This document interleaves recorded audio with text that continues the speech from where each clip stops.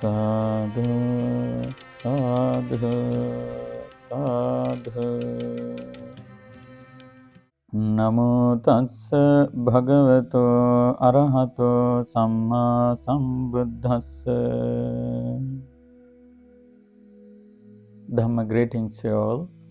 On the dawn of Vesak full moon poy day, on behalf of the Oxford Buddhist Society, we would be delighted to share with you a piece of wisdom out of compassion and loving kindness. We believe that this message will help flourish your life today and beyond. My aim is to embark upon the initial understanding of the history of Vesak full moon poy day, and then to what degree we can learn from it to nurture our life in a good manner. At first sight, the Sinhalese term Vesak is more synonymous with other vernacular languages too, like Vesaka in Pali, Vaishakha in Sanskrit, and Buddha Purnima as well. However, all these terms are regarded as the same meaning or the same background that represents.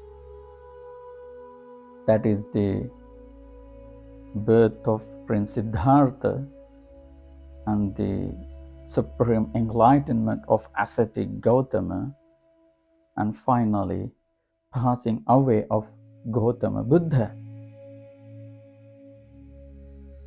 In the history of Buddhism, it is well stated that in the 563 BCE, the Prince Siddhartha was born into this world, and after 6 years of hardship or self-mortification and self-indulgence to some extent in part of his practice, finally he attained the supreme Buddhahood at the age of 35.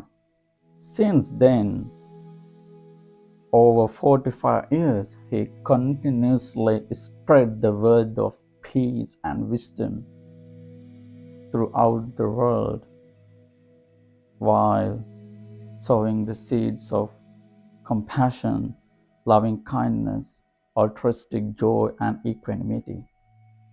Indeed, that brought a beacon of hope in the realm of humanity. For this reason, the Vesak full moon poy day is regarded as the most significant day in the Buddhist calendar. That is widely celebrated in the month of May as per the lunar calendar too.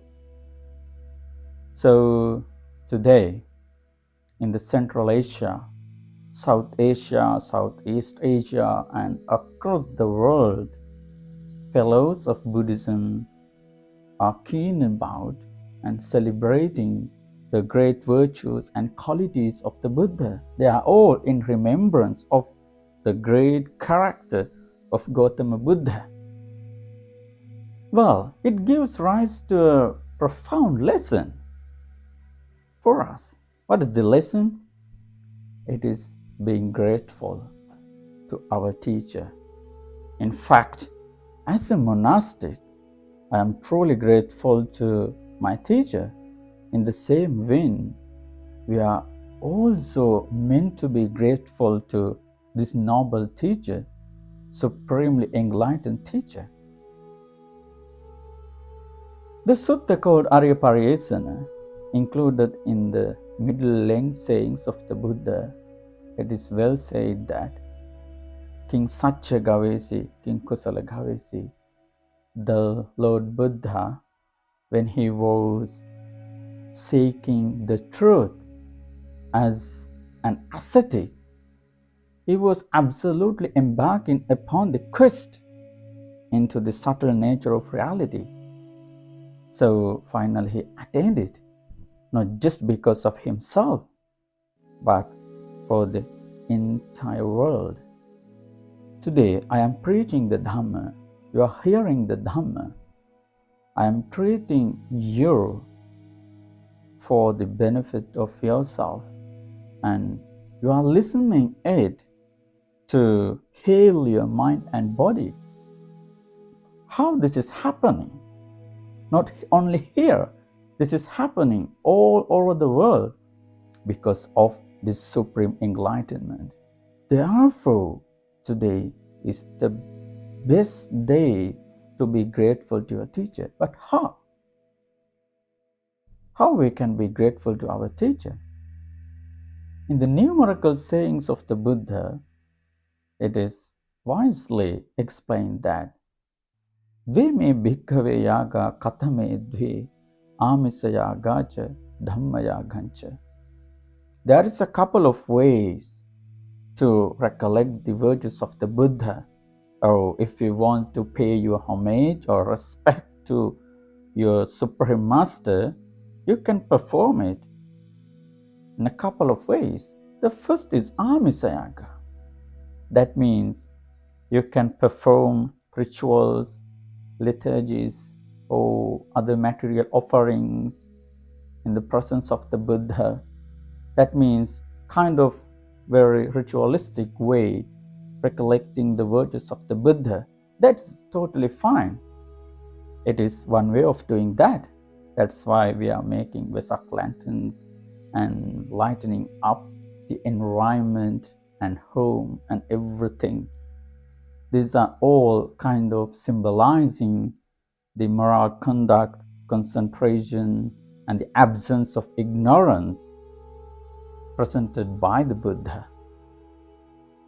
However, what is the most important way of paying respect to the Buddha?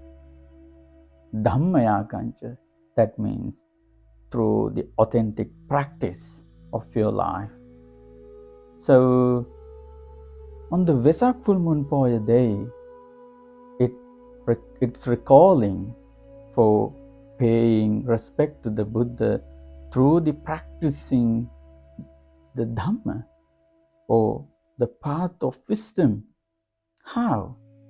Be an authentic person, because the truth is nowhere to be found but within an inch of yourself.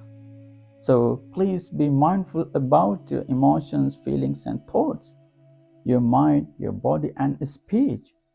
That is the best way and direct way to pay homage to the Buddha. Well, all in all, what I wanted to share with you today, that's all about how we can truly be grateful to our teacher. That's one way of doing that.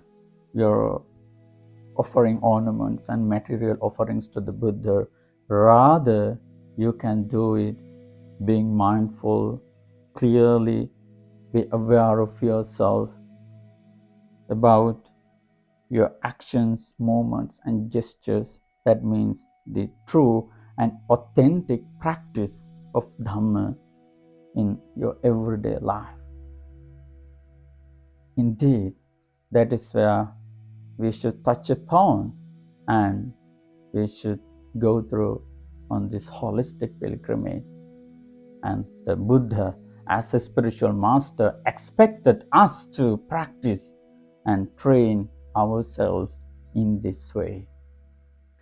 Well, so by the merits of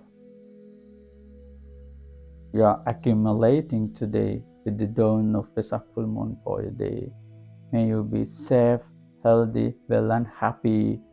May you have the great skill and capability to celebrate the luminous Vesak full moon Poya day through the holding of a spiritual practice as well as liturgical performance. It will bring you calm, peace, joy, and wisdom today and always. May the Noble Triple Gem bless you.